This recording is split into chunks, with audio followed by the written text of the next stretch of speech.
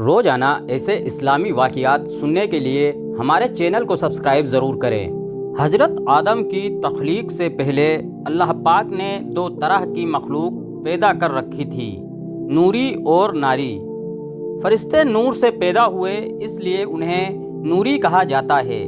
فرشتے شادی نہیں کرتے اور نہ ہی ان کی نسل بڑھتی ہے، جبکہ ناری وہ مخلوق تھی جسے اللہ پاک نے آگ سے پیدا کیا، جنہیں ہم جنات کے نام سے جانتے ہیں۔ تاریخ ابن عساکر، ابن خلدون اور درجنوں روایات میں ہے کہ سب سے پہلے سمہون جن کو آگ سے پیدا کیا گیا، اس جوڑے میں اللہ پاک نے ایک لڑکی کو بھی پیدا کیا۔ سمہون نے اس لڑکی سے شادی کی تو ان کی نسل میں بڑی تیزی کے ساتھ اضافہ ہوا اور دیکھتے ہی دیکھتے ان کی نسل پوری زمین پر پھیل گئی۔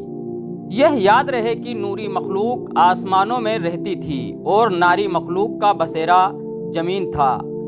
جب اللہ نے جنات کو پیدا کیا تھا تو شروع میں ہی یہ بھی فرشتوں کی طرح اللہ کے تابع دار رہے اور اللہ کی عبادت بھی کرتے رہے۔ پھر وقت کے ساتھ ساتھ ان میں سرکشی غالب آنے لگی، اس وجہ سے یہ مخلوق اللہ تعالیٰ کی نافرمان مخلوق بن گئی۔ جنوں میں سے ایک چلیپا نامی جن تھا، چلیپا کی شادی تبلیس سے ہو گئی۔ یہ دونوں بہت ہی طاقتور اور جسامت میں کافی بڑے تھے۔ چلیپا کی شکل ببر شیر سے ملتی تھی اور اس کی بیوی کی شکل بھیڑیے جیسی تھی۔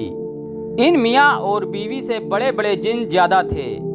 چلیپا اور تبلیس کو ایک لڑکا ہوا جس کا نام انہوں نے اجاجیل رکھا۔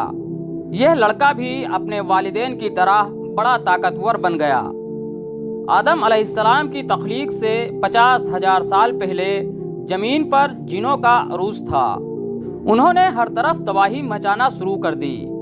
اللہ تعالیٰ نے اپنے فرشتوں کو حکم دیا کہ زمین پر جاؤ اور ناری مخلوق کو میرا حکم دو، اگر وہ پھر بھی نہ مانے تو ان سے جنگ کرو۔ فرشتوں نے جنوں کو اللہ تعالیٰ کا حکم دیا کہ تم زمین پر فتنہ فساد نہ پھیلاؤ، تو ناری مخلوق نے فرشتوں کی بات ماننے سے انکار کر دیا۔ فرشتوں نے اللہ تعالیٰ کے حکم کی تعمیل کی۔ اس طرح نوری اور ناری مخلوق کے درمیان بہت بڑی جنگ ہوئی۔ اس جنگ میں فرشتوں نے بڑے بڑے جنوں کو ہلاک کر دیا، جس میں اجاجیل کے والدین چلیپا اور تبلیس بھی ہلاک ہو گئے۔ جو بچ گئے ان کو قید کر لیا گیا۔ ان قیدیوں میں اجاجیل بھی موجود تھا۔ اللہ تعالیٰ نے حکم دیا کہ اجاجیل کی بہترین پرورش کی جائے۔ فرشتوں نے اجاجیل کی بہترین پرورش کی، اس کو عبادت کرنے کے بہترین طریقے سے ہمکنار کیا، جس کی وجہ سے اجاجیل سارے فرشتوں کا بہت بڑا عالم بن گیا۔ اس کے پاس بے شمار علم ہو گیا۔ یہ ہر وقت اللہ تعالیٰ کی عبادت میں مشغول رہا کرتا تھا۔ اللہ تعالیٰ نے اس کو فرشتوں کا معلم مقرر کر دیا تھا۔ اجاجیل فرشتوں کو بڑی بڑی دیر تک خطاب دیا کرتا تھا۔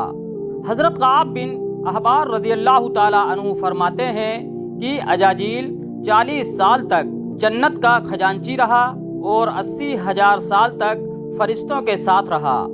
20,000 سال تک وہ فرشتوں کو تعلیم اور تربیت دیتا رہا۔ اس کا مقام اللہ تعالیٰ کی بارگاہ میں بہت وسیع ہو گیا۔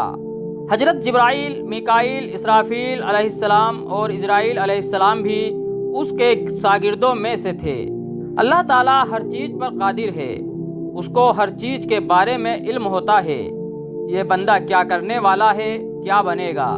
اللہ تعالیٰ کو علم تھا کہ یہ ایک دن اجاجیل میرا نافرمان بندہ بن جائے گا۔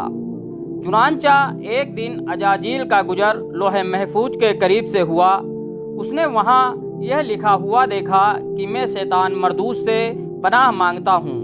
اس تحریر کو پڑھنے کے بعد اجاجیل 2 سال تک رو رو کر اللہ تعالیٰ سے مغفرت کی دعا مانگتا رہا۔ ایک دن اجاجیل اللہ تعالیٰ کی بارگاہ میں حاضر ہو کر کہنے لگا، اے اللہ، شیطان مردود کون ہے جس سے پناہ مانگی جا رہی ہے؟ اللہ تعالیٰ نے اجاجیل سے فرمایا کہ ایک بندہ ہے جس کو میں نے ہر نعمتوں سے نوازا ہوگا، وہ ایک دن میری نافرمانی پر اتر آئے گا۔ اس لیے وہ شیطان مردود بن جائے گا۔ اجاجیل نے پوچھا، اے میرے رب، وہ بندہ کون ہے؟ اللہ تعالیٰ نے فرمایا کہ تم بہت جلد ہی شیطان مردود کو دیکھ لو گے۔ اس کے بعد اجاجیل کئی صدیوں تک اللہ تعالیٰ کی عبادت کرتا رہا۔ اللہ تعالیٰ نے اپنے سب فرشتوں کو اکٹھا کیا اور فرمایا کہ میں اپنا ایک بندہ زمین پر پیدا کرنے والا ہوں۔ فرشتوں نے جواب دیا، اے اللہ، یہ بندہ زمین پر جا کر فساد پھیلائے گا، ہم تو ہر وقت تیری عبادت کرتے ہیں۔ اللہ تعالیٰ نے فرمایا کہ جو میں جانتا ہوں وہ سب کچھ تمہارے علم میں نہیں ہے۔ اللہ تعالیٰ نے زمین کے ہر حصے سے مٹی منگوائی جس سے حضرت آدم علیہ السلام کا پتلا پیدا کیا۔ تو اللہ تعالیٰ نے حضرت آدم علیہ السلام کے پتلے کو 40,000 سال تک ویسے ہی رکھا، اس میں جان نہیں ڈالی۔ جب بھی فرشتوں کا حضرت آدم علیہ السلام کے پتلے کے پاس سے گزر ہوتا تو بہت حیران ہو جاتے تھے۔ جب اجاجیل شیطان حضرت آدم علیہ السلام کے پتلے کے پاس سے گزرتا تو حضرت آدم علیہ السلام کے پتلے کو نفرت سے دیکھا کرتا تھا۔ وہ اس پتلے کے پاس سے گزرتا تو حضرت آدم علیہ السلام کے پتلے کو طرح طرح کی اذیت دیتا تھا۔ اجاجیل سمجھتا تھا کہ یہاں بس میں ہی اللہ تعالیٰ کا خلیفہ ہوں۔ ایک دن اللہ تعالیٰ نے حضرت آدم علیہ السلام کے پتلے میں جان ڈالی، سب فرشتوں کو بلایا اور حکم دیا کہ تم حضرت آدم علیہ السلام کو سجدہ کرو۔ سب نے حضرت آدم علیہ السلام کو سجدہ کیا۔ اجاجیل نے سجدہ کرنے سے انکار کر دیا۔